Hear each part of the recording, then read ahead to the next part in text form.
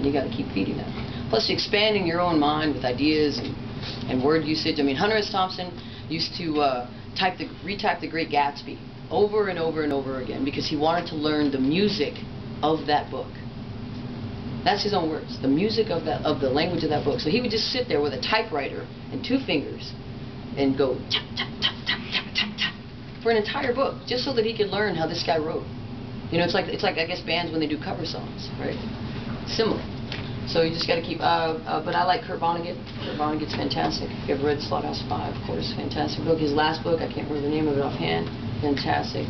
Anything by the great Gonzo, Dr. Hunter S. I suggest Fear and Loathing on the Campaign Trail, which was in 1973, I believe, and you could just take out any of those politicians' names and insert the people that we have now, and it's exactly the same.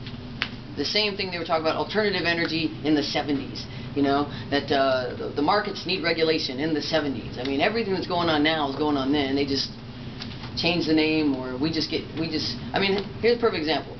September 11th. Do everybody remember September 11th? You guys, there's something happened on that. I don't remember if you guys remember, but something happened on September 11th. Right after that, there was an anthrax scare. Okay, a couple people died from that. Who did it? We don't remember. We don't care. It's out of our consciousness. It's not a danger to anybody anymore, so we don't care.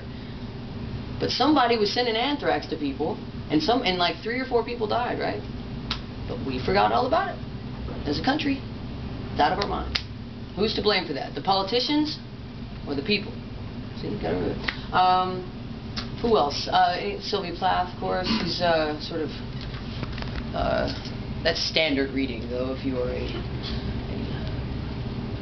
thinking woman in the world. The Bee Poets, that's what switched me on to poetry, was the Bee Poets. When I first read Howl by Allen Ginsberg, Reality Sandwiches, his use of language and his almost rebellious flair for not accepting punctuation and different things like that. Anyway, okay, we had a undefeated, is that right? Anybody get that mark? I've got a bunch of books here. I don't want somebody to lose it. That's my lover. This guy's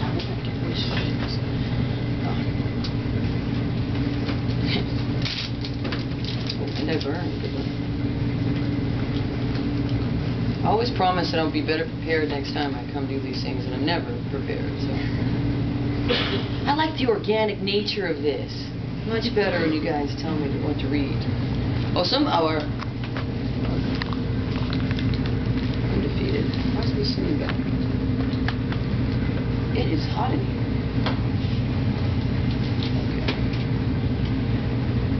See, you learn your lessons to number your pages and put them in the front. That way, I could just turn to that page. Let's see. Do you think I'd have all these memorized? Maybe. How about what I would like to see? I'll do that one. Someone else can find this video. Okay. What I would like to see.